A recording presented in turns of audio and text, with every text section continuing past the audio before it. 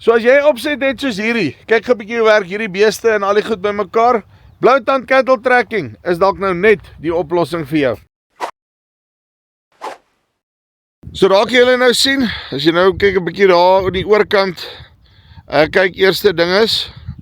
daar so, moet ek 'n mooi point, nee, daar so is 'n windpomp, nee, ou windpomp. Lekker daar, sit vir jou 'n gateway daar so op, en dan al jou beeste wat hierdie kant wy, nee, kan jy sommer doeksag trek met hulle, 1.5 km radius, so baie verder as wat hierdie besigheid is. Daar aan die ander kant, nee,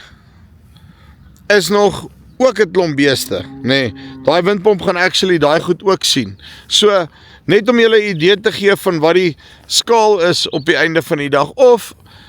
wat jy ook kan doen is, daar so is 'n paal wat hulle hoeka kamera opgesit het, nee, sien julle daai ene, nee, wat daar so is, right, sien julle daar,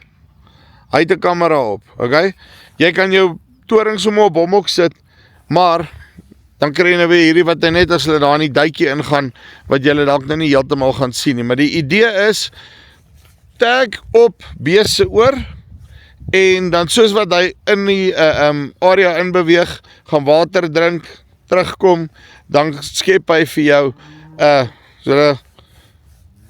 'n grafiek, wat vir jou sê, wanneer laas het hy die laaste beeste gesien.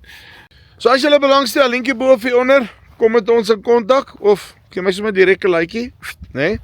en dan vertel ons julle 'n bietjie meer, ons nou julle beeste gaan kyk.